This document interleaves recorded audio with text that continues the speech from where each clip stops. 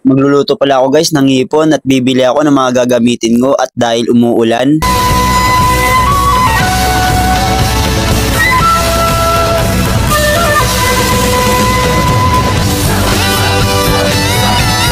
At nakabili na pala ako ng mga aking gagamitin sa pagluto. Ayan, ito na ang Sprite.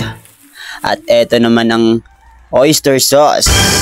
At ito pa, hindi mawawala ang pangpasarap, magic sarap. Tapos, eto pa, yan ang pinaka hindi mawawala. Ayan, star margarine. Yan, sibuyas bawang. Ayan, pampasarap. At eto na nga ang aking samurai. Ayan, tatantarin na natin to. Ayan, simulan na natin to. Dito pala guys, inilagay ko na yung star margarine. Ayan, yan kasi magiging mantika natin. Tapos antayin lang nating matunaw. Ayan, tapos naglagay na ako ng sibuyas bawang. Ayan, dapat durog yan guys. Tapos yan, kapag nag-brown na, ilagay na yung mga hipon.